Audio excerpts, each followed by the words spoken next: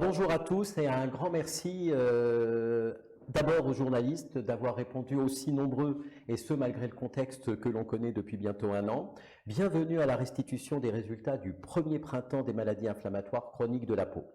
Je vous raconte l'histoire en quelques secondes. Il y a un an exactement, 5 associations de patients ont décidé de mutualiser leur énergie pour mettre en place des projets patients.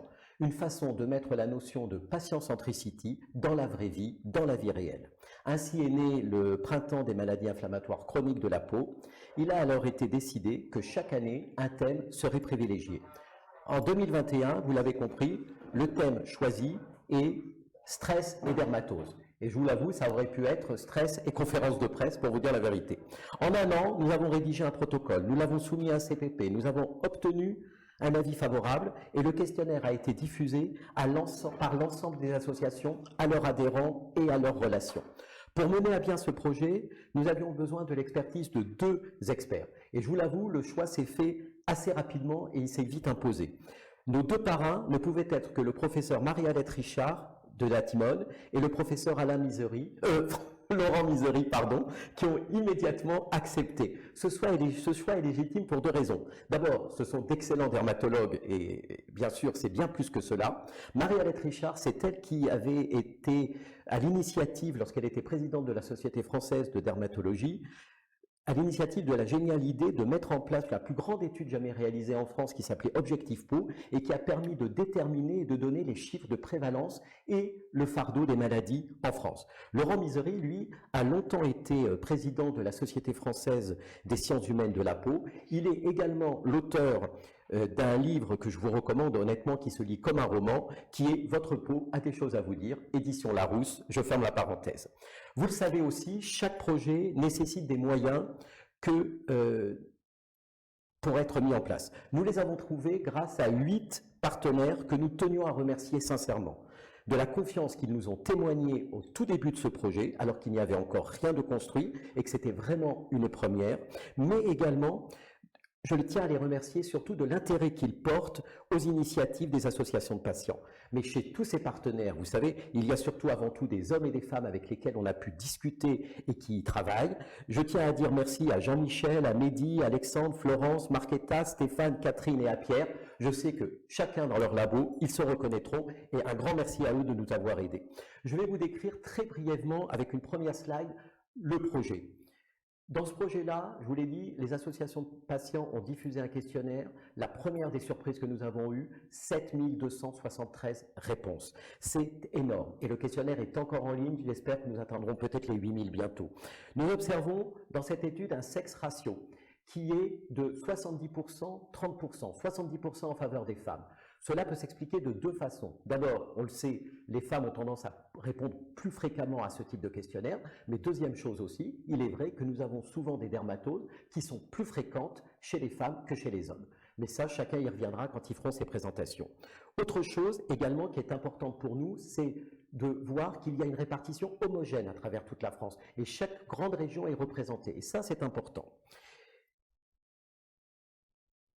3 chiffres à retenir, si vous le permettez.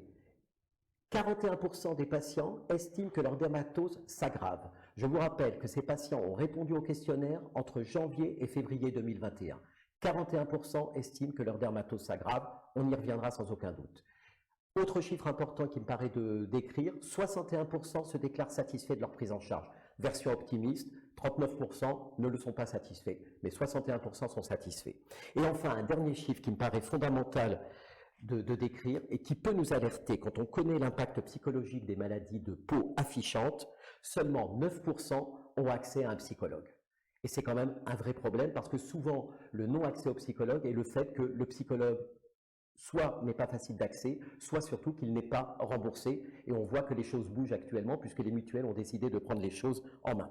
La présentation qu'on va vous faire ce matin va se dérouler de façon relativement simple.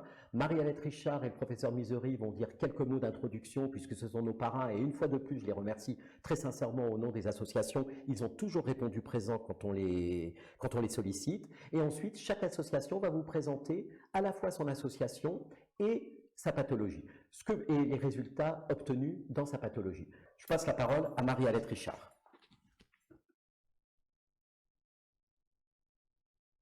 Mesdames, Messieurs, chers patients, je suis très fière d'être la marraine de ce beau projet avec mon ami Laurent Misery, qui n'est pas loin puisque je le vois avec la magie du multimédia.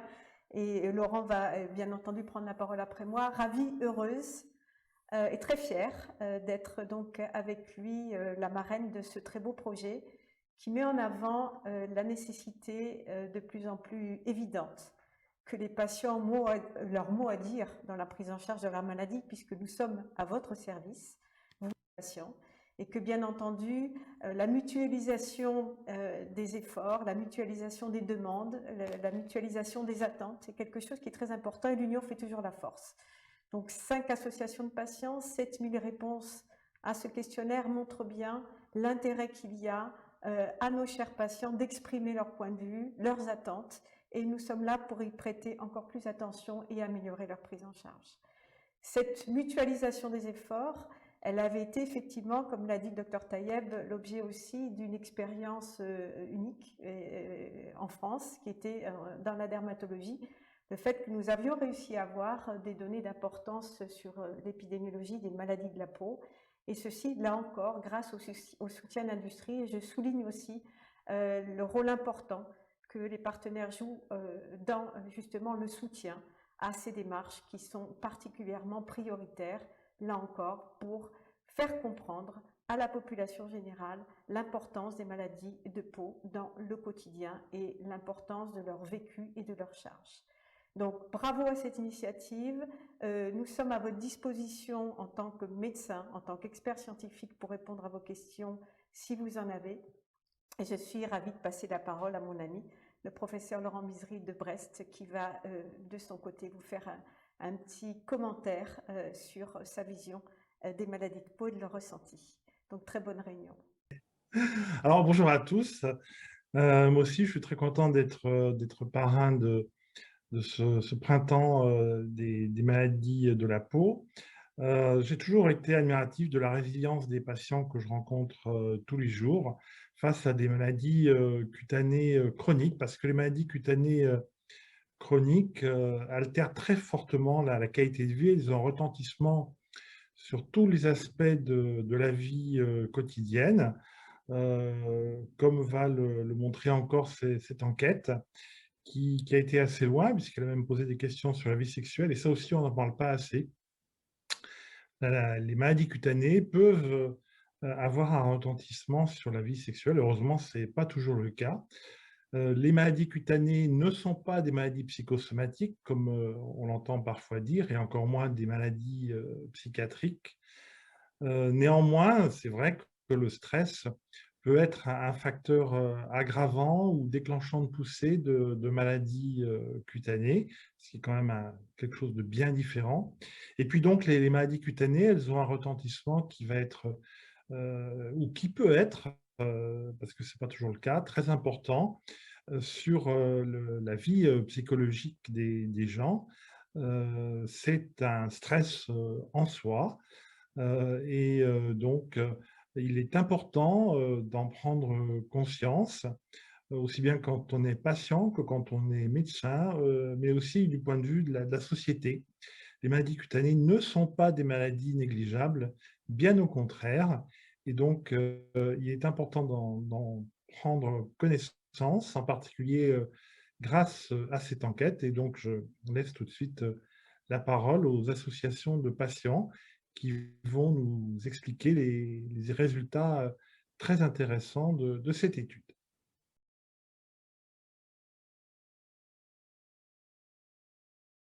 Je suis Roberte Aubert, présidente de France Psoriasis. France Psoriasis, c'est une association fondée en 83, reconnue d'utilité publique en 99. Elle concerne le psoriasis dans son expression cutanée, qui est la plus fréquente, mais également dans sa manifestation rhumatismale. Elle est née du constat de l'utilité, pour mieux aider le patient, d'une complémentarité de l'expérience patient et de la parole médicale. Notre objectif principal est bien évidemment l'entraide et le soutien des patients, de leurs proches, pour lutter contre l'isolement et contre la résignation. Ça implique, pour favoriser les contacts, c'est-à-dire se lire, se voir, s'entendre, de mettre de nombreux moyens à disposition, dont la permanence téléphonique et un mail d'info. Et ça implique également de mettre en œuvre des moyens de communication, des moyens d'information multi-supports, toujours en relation avec le groupe de recherche sur le psoriasis de la SFD. Nous avons un site internet, etc., une newsletter. Et puis un certain nombre de renseignements papier. Nous nous appuyons sur un maillage de délégués bénévoles en région. Ils sont au plus près des patients et nous les formons lors de séminaires. Nos objectifs, évidemment, vont aussi en direction du monde médical, paramédical, et puis nous œuvrons également auprès des institutions. Notre double volonté à terme, c'est que le psoriasis soit reconnu à sa juste douleur et qu'il soit soigné sans tabou comme n'importe quelle autre maladie chronique. Alors justement, le psoriasis, qu'est-ce que c'est? En quelques mots, c'est une maladie inflammatoire chronique qui se manifeste par des lésions cutanées, en plaques, en gouttes, et peut s'accompagner d'environ 25 à 30% des cas d'une atteinte rhumatismale. Elle atteint plus de 4% de la population française, soit près de 2 400 000 Français. On observe environ 80% de formes légères, mais surtout 20% de formes modérées à sévères, par leur étendue ou par leur localisation, c'est-à-dire environ 450 000 personnes. Elle survient à tout âge, avec néanmoins 2 pics d'apparition à l'adolescence et vers la cinquantaine. Le sexe ratio est parfaitement équilibré et elle évolue par poussées imprévisibles. Cette maladie a enfin été reconnue par une résolution de l'OMS en date du 24 mai 2014 comme étant grave, chronique, non contagieuse, invalidante et source de discrimination. L'OMS parle de souffrance inutile et pourtant notre vécu reste très impacté. La problématique est double puisque c'est une maladie affichante qui touche le premier organe relationnel offert au regard de l'autre, c'est-à-dire la peau, et elle est douloureuse puisqu'elle occasionne prurite, brûlure, et que certaines localisations sont particulièrement invalidantes. C'est une maladie dont on a honte. Dans un tiers des cas, c'est le premier mot qui vient à l'esprit des psoriasiques. Elle est l'objet de graves préjugés tenaces, une suspicion de désordre psychologique, une contagiosité, un déficit d'hygiène, ce qui implique une image sociale vraiment généralement très dégradée. C'est une maladie qui ne suscite pas d'empathie, mais souvent du rejet et de la moquerie, comme l'ont montré de nombreuses études. C'est une maladie, malheureusement, qui est souvent sous-estimée, d'où une difficulté à déclencher un parcours de soins gagnant et qui mène à une amélioration, justement, de ce vécu. L'altération est très importante concernant la vie sociale, personnelle, professionnelle et intime. L'étude que nous présentons aujourd'hui apporte une contribution à l'évaluation de cet impact. Alors, cette étude, justement, présentons la population de psoriasiques qui a répondu. Ils sont 2330, parmi lesquels 2 tiers de femmes, et avec une moyenne d'âge très élevée par rapport aux autres pathologies, compte tenu des moments de survenue du psoriasis au cours de la vie. Si on regarde les chiffres obtenus, les chiffres globaux, plus de 55% se déclarent satisfaits de leur prise en charge. Néanmoins, ce chiffre tombe à 27% chez les personnes atteintes d'un psoriasis sévère. on peut penser à une question de stratégie thérapeutique plus complexe qui pourrait expliquer ce décalage important. Pour environ un quart des malades, il y a un fort impact sur la qualité de vie.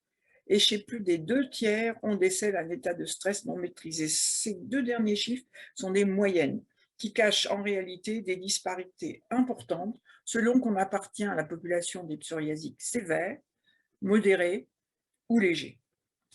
Parmi les chiffres à retenir, vous avez à gauche les principaux résultats, mais nous retiendrons particulièrement que 9% des conjoints estiment que le psoriasis est contagieux, et plus inquiétant, le score est 3 fois plus important chez les psoriasiques sévères que chez les psoriasis modérés, alors qu'on pourrait les croire ou les espérer mieux informés.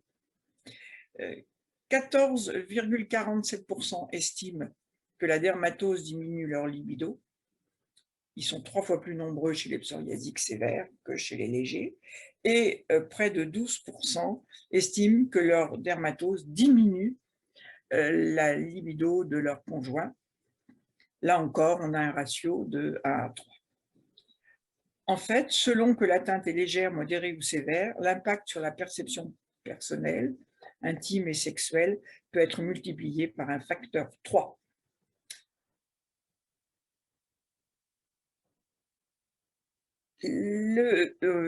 Si l'on regarde la prévalence du stress non maîtrisé et la prévalence de l'impact sur la qualité de vie, on peut dire qu'il y a confirmation du fait que l'impact sur la qualité de vie est vraiment fonction de la sévérité du psoriasis. Par contre, la prévalence élevée du stress non maîtrisé reste très proche pour les 3 niveaux, puisqu'on passe de 2/3 à 1/4.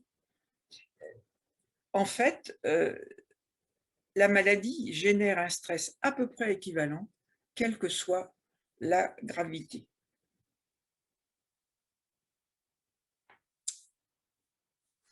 Dans ce tableau, nous avons reporté les résultats de la prévalence du stress non maîtrisé selon les réponses aux thèmes de qualité de vie abordés et pour lesquels les résultats observés sont différents, selon la sévérité du psoriasis.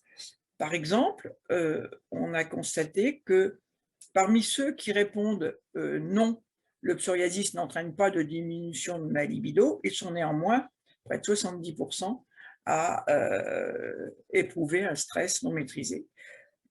Et puis, parmi ceux qui disent oui, alors là, on arrive à 92,41%, c'est-à-dire plus de 90% de personnes qui sont atteintes par ce stress non maîtrisé.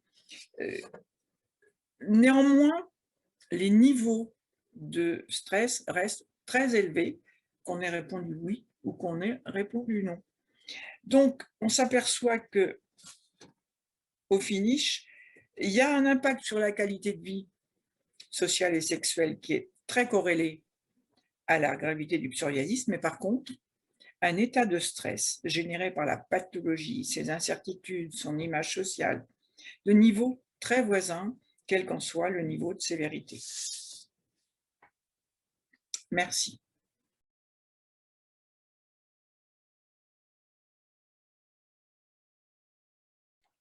Donc, bonjour à tous, Clémence Legrand, je suis présidente de l'association France Acné Ado-Adulte.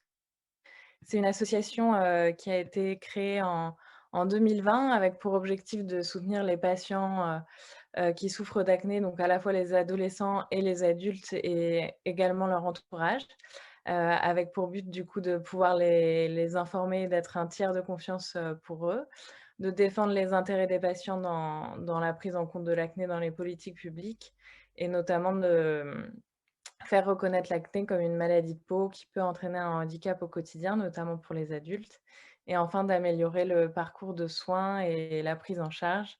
Et donc, cela avec plusieurs moyens, donc des activités communes, des ateliers pour aider les patients à s'exprimer, des conférences et bien sûr des travaux de recherche.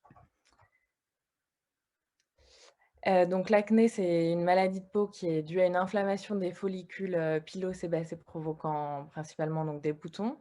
Il y a 15 millions de personnes affectées en France, 80 des adolescents touchés, donc c'est très banalisé à l'adolescence et à l'âge adulte par contre, c'est tabou, mais ça concerne encore, beaucoup d'adultes. C'est du coup la première cause de consultation chez un dermatologue. Et enfin, 87 des malades estiment que l'acné affecte, leur vie quotidienne et donc c'est ce qu'on va voir avec les résultats, de l'étude. Donc il y a plus de 1 600, patients, touchés par l'acné qui ont répondu à cette étude, dont 79 de femmes et c'est en majorité à 56 des personnes de moins de 25 ans. On voit donc, dans les principaux résultats qu'il y a un effet très important sur la qualité de vie du patient puisque 24 des répondants en parlent. 70 d'entre eux sont en état de stress, non maîtrisé et un peu moins de la moitié se déclarent satisfaits de leur prise en charge.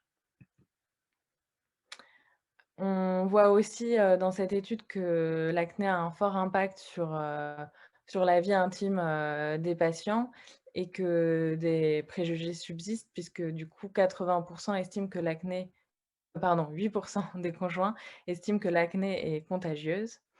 15 des patients estiment que leur libido en est diminué et 11 des patients estiment que la libido de leur conjoint est diminuée du fait de leur acné.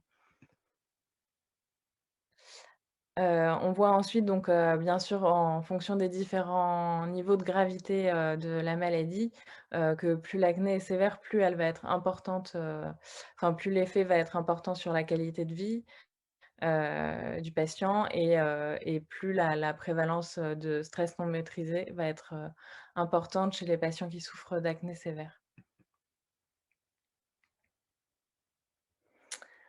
Enfin, on voit que le stress, non maîtrisé est très important, dans les patients, qui pensent par exemple que, enfin dont le conjoint par exemple, craint que l'acné soit contagieuse. On voit qu'il y a 85 des patients dans ce cas-là, qui sont en état de stress, non maîtrisé. Et que par contre, parmi ceux, dont le conjoint ne pense pas que l'acné soit contagieuse, on est quand même à 69 d'entre eux qui sont en état de stress non maîtrisé, donc ce qui est un résultat moindre. Mais on voit que la prévalence de stress non maîtrisé, pardon, est quand même, très importante, dans les 2 cas. Et on le voit aussi, concernant les diminutions de la libido, par exemple, où, il y a la même, différence entre ceux qui sont concernés par une diminution de la libido et ceux dont c'est pas le cas. Heu, voilà, donc, il y a quand même tout de même ce qu'il y a à retenir, c'est quand même que 87 des patients dont la la libido du conjoint est diminuée sont en état de stress non maîtrisé, par exemple. Donc il y a vraiment une incidence très importante sur la qualité de vie, du patient. Merci beaucoup.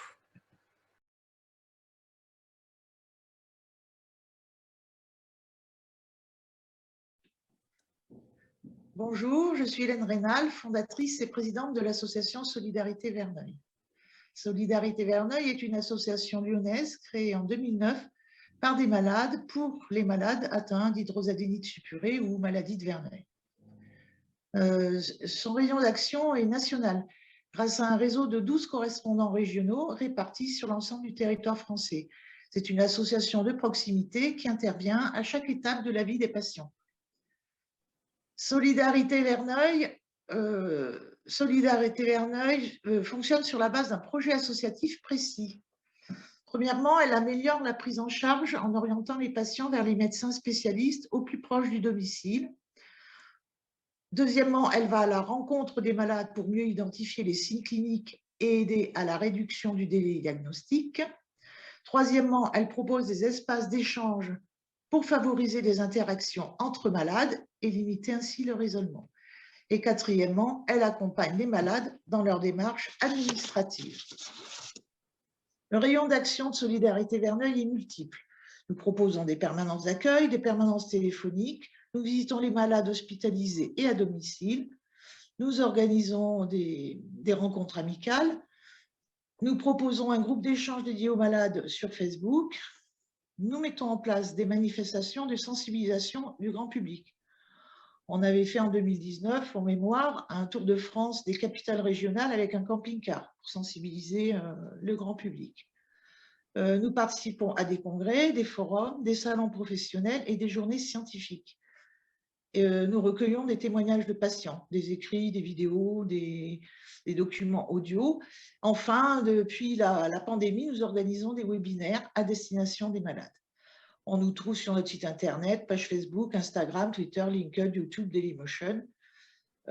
Pour finir, nous sommes totalement indépendants et désintéressés.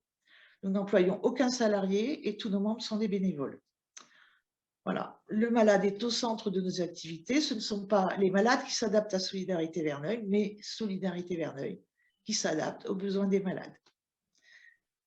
Voilà pour moi. Je vais passer la parole à Marie-France qui va vous parler de la FRH. Marie-France, quand tu veux. Merci Hélène. Bonjour mesdames, bonjour messieurs. Je suis Marie-France Bru-Dapré, présidente fondatrice de la FRH, association d'intérêt général créée en février 2000. Représentée en France métropolitaine et dans les DOM, la FRH rassemble des patients et leurs familles et travaille en étroite collaboration avec un comité scientifique. La FRH soutient, unit, informe et mène des actions pour faire connaître et reconnaître la maladie de Verneuil, comme par exemple la création en 2012 de la journée mondiale fixée au 6 juin au sein de Juin Violet, mois internationalement consacré à l'hydrosadénite. Elle soutient et participe également au financement de recherche médicale et travaille en collaboration avec les autres associations hydrosadénites internationales. La campagne d'information Tous en cœur pour Verneuil, avec la mascotte Vernou, est un projet qui nous tient tout particulièrement à cœur, car il vise à réduire le délai moyen de 8 années constaté actuellement pour le diagnostic. Je vais à présent vous présenter la maladie de Verneuil, encore connue sous le nom d'hydrosadénite, hydradénite suppurative. Décrite en 1854 par le chirurgien français Aristide Verneuil, l'hydrosadénite suppurée est une maladie cutanée inflammatoire chronique.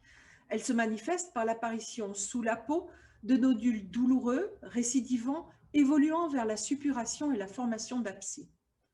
Le diagnostic d'hydrosadénite repose sur des arguments strictement cliniques, incluant l'association de 3 critères. Tout d'abord, la présence de nodules et abcès douloureux évoluant vers la suppuration, la fistulisation et ou la formation de cicatrices. Ceci dans des localisations typiques, mais non exclusives, que sont les aisselles, les plis inguinaux, la région périanale et ou périnéale, les seins, les plis sous-mammaires, plis interfessiers pubis. Le tout avec un caractère chronique et récidivant des lésions, au moins 2 poussées en 6 mois. La maladie évolue par crises douloureuses, plus ou moins espacées ou sur fond continu. Les patients alternent entre poussées et rémission. La plupart des abcès mènent à la formation chronique de cavités, d'où s'écoule un liquide malodorant constitué de sang et de pus. La répétition des poussées inflammatoires peut aboutir à la formation de plaques dures et de cicatrices hypertrophiques dans les zones touchées. La classification de Hurley définit 3 stades de sévérité à la maladie, sans passage systématique d'un stade à l'autre. La sévérité de l'atteinte et l'évolution de la maladie de Verneuil sont imprévisibles et variables d'une personne à l'autre. Cette maladie non contagieuse, non liée à un défaut d'hygiène, altère fortement la qualité de vie personnelle, sociale et professionnelle en raison des douleurs, de la fatigue, des fortes démangeaisons, du suintement des lésions, de la contrainte des pansements à renouveler et de l'odeur parfois présente. Est-ce une maladie fréquente? On estime à 1% le nombre de personnes qui souffrent d'hydrosadénite suppurée, mais seul un petit nombre d'entre elles savent ce dont elles souffrent. Cette maladie survient le plus souvent à la puberté et touche préférentiellement les femmes avec un sexe ratio de 3 pour 1. Environ un tiers des patients ont une forme familiale d'hydrosadénite. Le délai au diagnostic très élevé, 8 ans en moyenne, est associé à une errance médicale très pénible pour les patients atteints, avec 10 médecins consultés en moyenne avant la pose du diagnostic. En conclusion, toute lésion nodulaire ou kystique, tout abcès situé dans les régions axillaires, inguinales, périnéales ou mammaires doit faire évoquer le diagnostic d'hydrosadénite suppurée. Aucun examen complémentaire n'est nécessaire à son diagnostic. Laissez-moi à présent vous présenter la population ayant répondu à notre enquête. Slide suivante. Merci. Plus de 800 personnes souffrant de la maladie de Verneuil ont répondu à l'enquête, dont 84% de femmes. L'âge moyen des répondants est de 43 ans. La majorité des répondants, 79%, ont entre 26 et 55 ans. 15% ont moins de 25 ans et 5% ont 56 ans et plus. Pour la maladie de Verneuil, nous avons un petit nombre de patients qui représentent les DOM, Martinique, Réunion et Guadeloupe, à hauteur de 3,5%. La majorité des patients sont installés dans le nord-est, 29%, et dans le sud-est, 24%. Arrivent ensuite le sud-ouest, 16%, le nord-ouest, 15,5%, et l'Île-de-France, 12%. Selon l'auto-évaluation de la sévérité exprimée par les patients et en l'absence de questionnaire disponible, 12% de l'échantillon peut être classé comme maladie de Verneuil légère, 49% comme modérée et 33% comme sévère. À noter que 6% n'ont pas su qualifier leur maladie. Je laisse à présent Hélène vous présenter le reste des résultats. Merci de votre attention. Merci Marie-France. Donc sur cette première diapositive, on remarque que dans tous les cas, le stress est très important, quel que soit l'item choisi, l'item exprimé. Au niveau de la vie sexuelle, on se rend compte que la maladie de Verneuil a un très fort retentissement sur cet aspect des choses. Les lésions sont souvent mal placées et favorisent le développement de complexes, la peur d'affronter l'autre et la peur du rejet en fait, de l'autre. Il ne faut pas oublier non plus que la plupart des malades de Verneuil ont moins de 40 ans. C'est l'âge où justement toute la sexualité devrait s'exprimer et elle a du mal à le faire. Au niveau de l'apparence, elle est dégradée par la maladie, même si la plupart du temps, les lésions de Verneuil sont masquées, sont cachées sous les vêtements. On a des exceptions, on arrive des fois à avoir des lésions de Verneuil au niveau du visage, derrière les oreilles, la nuque, mais autrement, la plupart du temps, c'est masqué. En fait, les malades en crise portent souvent des vêtements très, très amples et confortables, qui sont peu en adéquation avec les tenues de la vie, en particulier professionnelle. En fait, imaginez que vous alliez travailler au boulot en jogging, vous voyez qu'au niveau de l'apparence, c'est pas vraiment ça. Donc, ça impacte beaucoup les malades. Au niveau fatigue, la maladie est jugée très fatigante par la majorité des malades.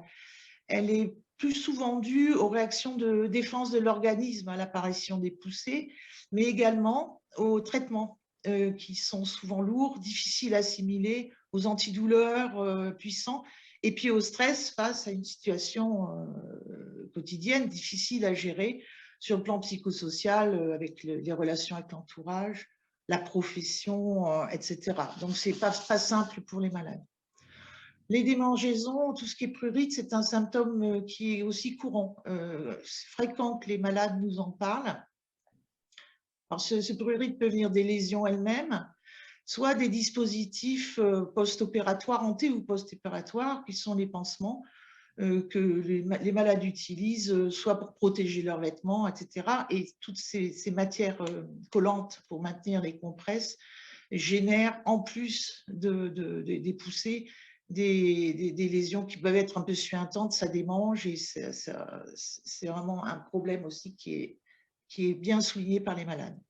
Marie-France parlait tout à l'heure, entre autres, des odeurs. C'est vrai que ces lésions de Verneuil, contrairement aux autres pathologies, sont très importantes. Elles sont un aspect de la maladie qui revient très, très fréquemment dans les échanges avec les malades.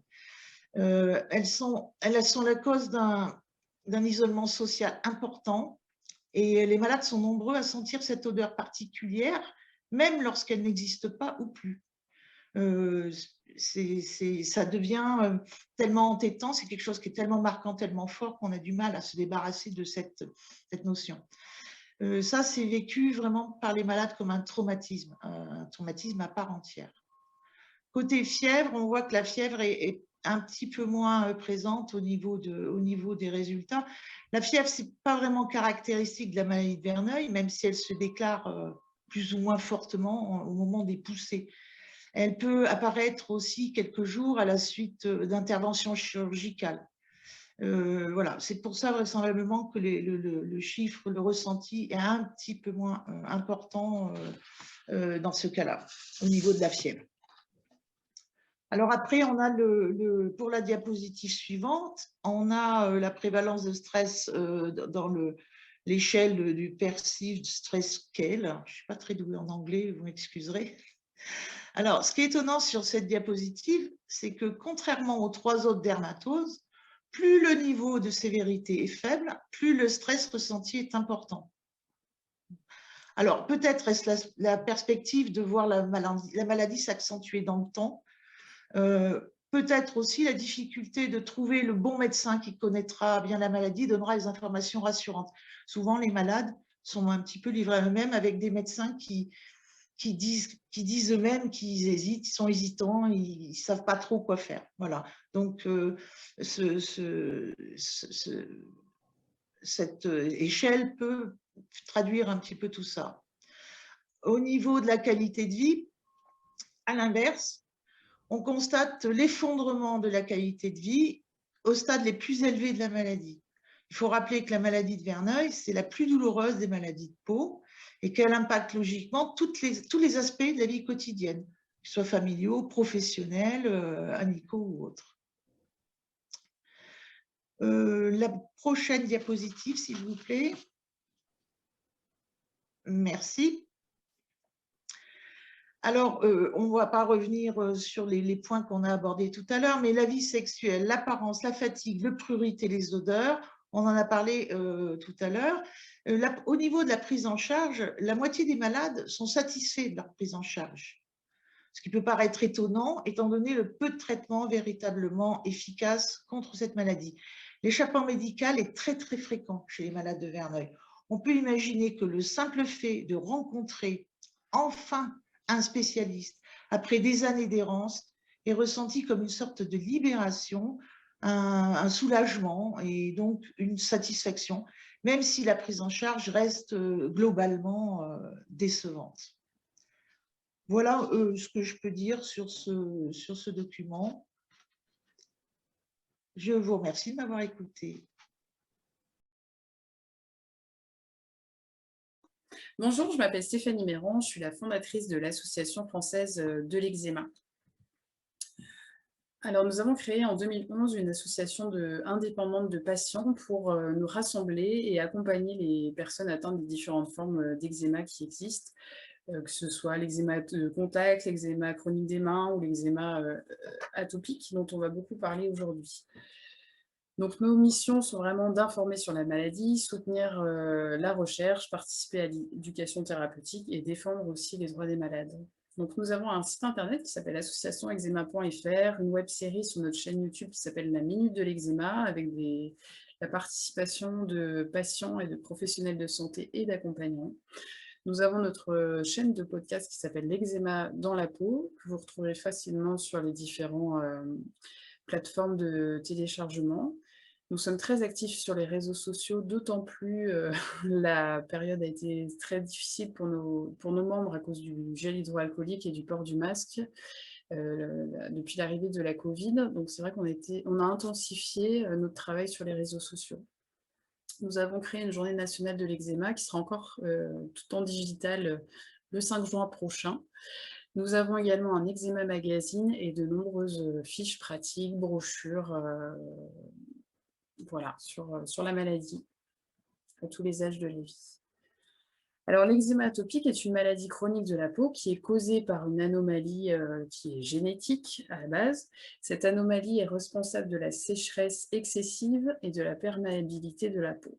Donc vraiment, tout ce qui passe à travers la barrière de la peau fait que notre système immunitaire surréagit, ce qui va faire qu'on va avoir des rougeurs, des plaques qui peuvent se localiser à tous les endroits de la peau, comme les mains, le cuir chevelu, le conduit auditif. Voilà, donc c'est vrai que c'est assez gênant au quotidien puisque ça perturbe notre quotidien, comme le sommeil, notre vie professionnelle. Parfois aussi, certains patients vont jusqu'à l'hospitalisation. Donc c'est vrai que c'est une maladie qui est affichante et qui a un véritable impact physique et psychologique pour les patients.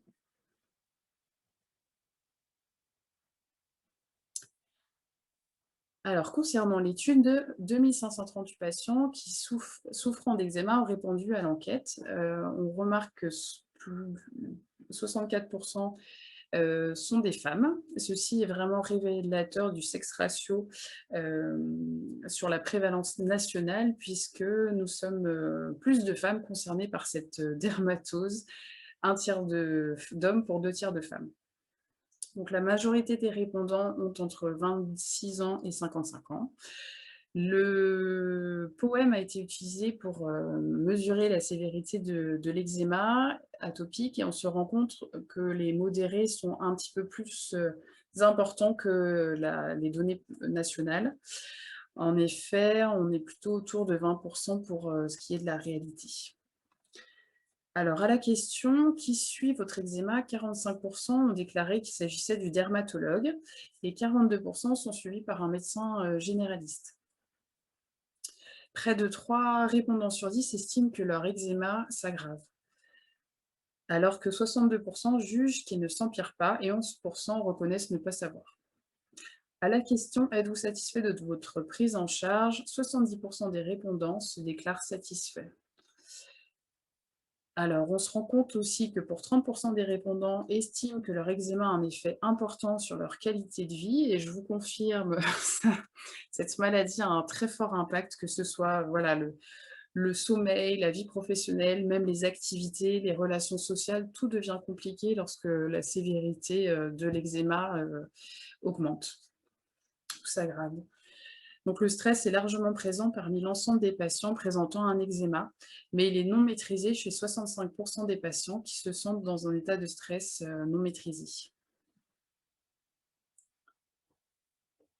Alors le stress est largement présent parmi l'ensemble des patients présentant de l'eczéma, mais il est vraiment plus important chez les patients ayant un eczéma très sévère. Ils sont quand même autour de 80%, ce qui est vraiment un chiffre record et qui vraiment montre la réalité, hein. On est autour des 54% pour les patients ayant un eczéma léger contre 74% des patients ayant un eczéma modéré. Nous observons donc un gradient continu et progressif de l'évaluation du stress. Nous pouvons d'autant plus affirmer que l'eczéma est considéré comme sévère et plus les patients présentent des difficultés à gérer leur stress.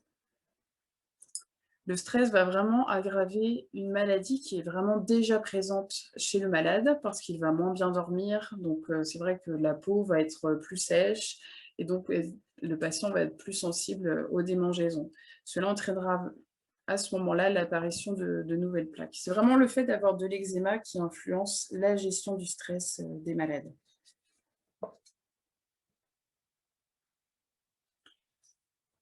À la question concernant les répercussions sur l'apparence physique, on se rend compte que 74% des patients souffrant d'un eczéma ayant répondu oui présentent un stress non contrôlé versus 57% chez ceux qui ont répondu non.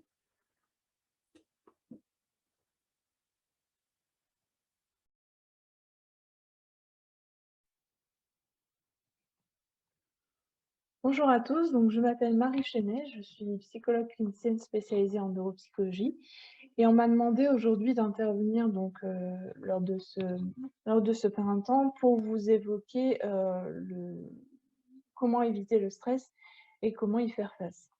Alors, je vais jouer un peu les troubles faits pour commencer, mais je vais commencer par dire que le stress, il ne faut pas forcément toujours l'éviter. En tout cas, il ne faut pas toujours éviter les situations qui pourraient générer un stress. D'une part, parce que c'est relativement contre-productif. En évitant à tout prix les situations qui pourraient, devenir des situations stressantes, eh bien, on se prive aussi de nouvelles expériences qui pourraient être enrichissantes. On peut, s'isoler socialement, on peut aussi, perdre en termes d'estime personnelle parce qu'on aura l'impression de pas forcément toujours, relever des défis. Et puis ce qu'il faut avoir en tête également, c'est que le stress, à la base, c'est quelque chose de bénéfique. Il nous permet de trouver des solutions dans des situations qui nous sont inconfortables, nous permettent d'être actifs. Là où ça devient embêtant, c'est quand le stress devient chronique et nous fait perdre nos moyens. Donc le premier conseil que je vais vous donner, ce serait de bien apprendre à vous connaître, parce qu'on sait qu'effectivement les causes et les effets du stress sont différentes d'une personne à l'autre et que du coup tout le défi est de savoir quel niveau de stress vous est profitable, parce qu'il vous permet de vous mettre en action, et quel niveau de stress devient délétère parce que, il vous procure un sentiment d'impuissance. Vous vous sentez un peu, dépassé, figé éventuellement, un stress qui vous fait perdre les moyens. Là, du coup, il n'est plus du tout profitable. Donc la première chose, c'est ça, c'est bien apprendre à vous connaître et puis rester proactif, c'est-à-dire agir, interagir avec votre environnement, changer votre perception des événements qui vous entourent, ce qui demande une certaine flexibilité mentale qui se cultive, qui s'apprend. Et puis là, je vais vous donner du coup des petites astuces à mettre en place au quotidien.